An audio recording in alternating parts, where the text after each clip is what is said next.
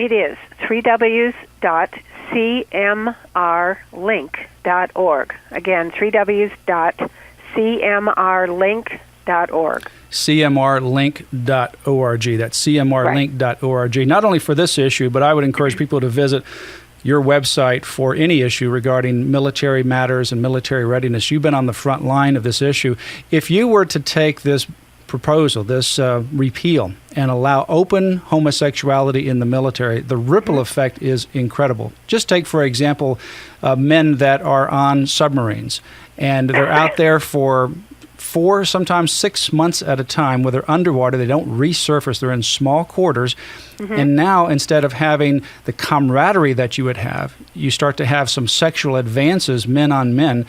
That will disrupt the cohesiveness and the orderly process of the military and the morale of the military, and that affects military readiness. Well, that's right. So many times people think about this issue as, well, in the military it's not that much different than a civilian job. On the contrary, as the actual statute says, the military is a specialized society. People live in close quarters with little or no privacy. They even use the phrase forced intimacy for long-term deployments overseas, 24/7. You don't get to go home at night.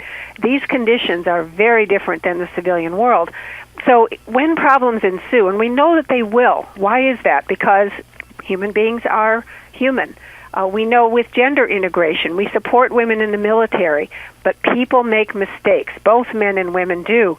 When that happens, when pregnancies ensue or hostility, harassment, accusations of same occur, what happens is that unit is disrupted. It's bad enough in some areas as it is, but we would have a threefold increase because you would have male-male incidents and female-female incidents in addition to the ones we already have. Now, it's just unrealistic to think that none of these burdens would be so great, or to very cavalierly say, well, the military can do anything. No, the military cannot do anything, or everything, rather. They are there to defend the country. It is not the purpose of the military to have to engage in social engineering. There's also this concept known as zero tolerance, and this is very important. The advocates of gays in the military portray this as a civil rights issue. In their view, anyone who disagrees is guilty of bad attitudes, the kinds of attitudes that would end their careers if you discriminate against racial minorities. That is totally unacceptable under zero-tolerance policies of the military, and rightly so. But what the advocates are saying is if you don't support this gay agenda, the LGBT agenda, then you too would be subject to career penalties. Yeah, I think that is one of the major threats, as well as all the other threats to morale and order. Elaine, thank you for being a part of our show. Your website again is cmrlink.org. That's cmrlink.org. Thank you for being a part of Faith and Freedom. Go to cmrlink.org. You've been listening to Elaine Donnelley, the president of the Center for Military Readiness. This is a critical issue.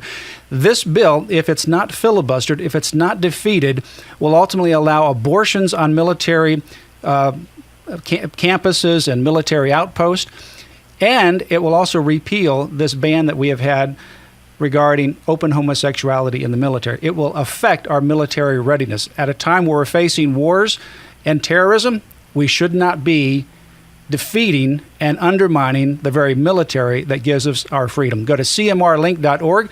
You can also visit Liberty Council's website, lc.org. That's lc.org. You can sign up for our Liberator and our Liberty Alert email right there on the website at lc.org. We'll see you tomorrow.